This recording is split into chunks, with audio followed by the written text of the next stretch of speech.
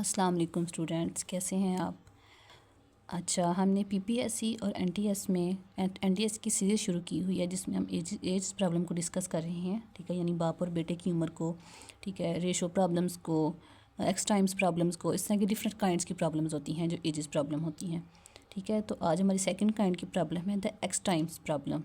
इसमें क्या होता है, इसमें आपको जो है वो हमारे पास बाप जो है वो बेटे से इतने टाइम बड़ा है। ठीक है, यानी एक्स टाइम्स नज़र आ रहा है, यानी मल्टीप्लाई होकर उससे ट्वाइस डबल ट्रिपल हो सकता है। जैसे क्वेश्चन देखते हैं हम, इसमें लिखा हुआ है a father is 30 years older than his son. कि जो वालिद है, बाप है, वो अपने बेटे से 30 साल बड़ा है।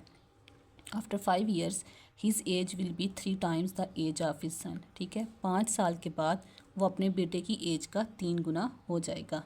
ठीक है, यानी 3 टाइम्स बड़ा हो जाएगा। अगर बेटे की एज हमारे पास 10 है तो फादर कितनी होगी 30।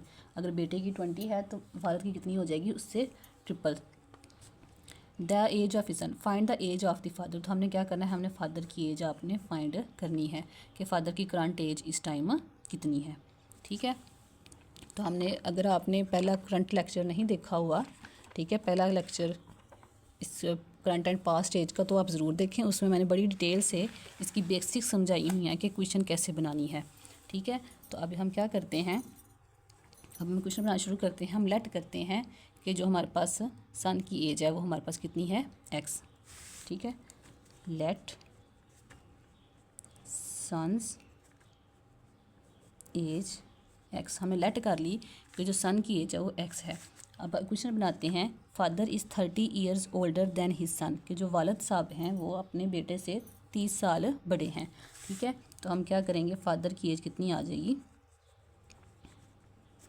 फादर्स एज आ जाएगी हमारे पास एक्स प्लस 30, क्योंकि वो अपने बेटे से 30 साल बड़े हैं। जितनी एक्स है उसमें 30 ऐड कर देंगे। ठीक है, देन कह रहा है आफ्टर 5 ईयर्स, 5 साल बाद। ठीक है, 5 साल बाद his age will be 3 times the, यानी हम फ्यूचर की बात हो रही है तो हम दोनों क्वेश्चंस में 5 ऐड कर देंगे। ठीक है, अच्छा जी, आगे है his age will be 3 times the age of his son. ठीक है, वालिद की एज 5 साल बाद अपने बेटे की एज से 3 गुना बढ़ जाएगी। ठीक है, तो सन्स की एज को हम 3 से मल्टीप्लाई कर देंगे ताकि क्वेश्चन हमारे पास बैलेंस रहे।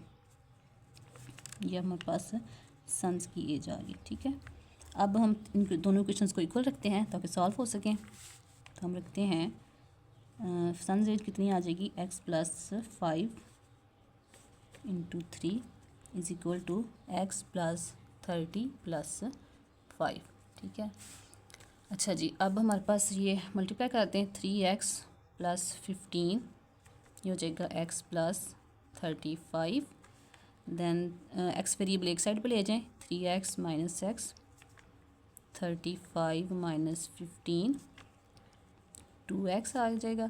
ये आ जाएगा हमारे पास, कितना आ जाएगा स्टूडेंट्स, साथ साथ बताएं, 20।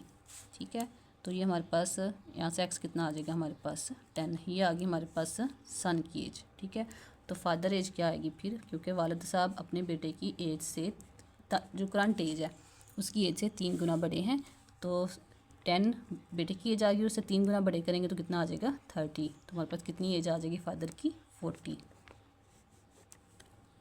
होप सो कि आपको समझ आ गई होगी। अगर आपको किसी भी पॉइंट की समझ नहीं आई तो मुझे कमेंट सेक्शन में बता सकते हैं।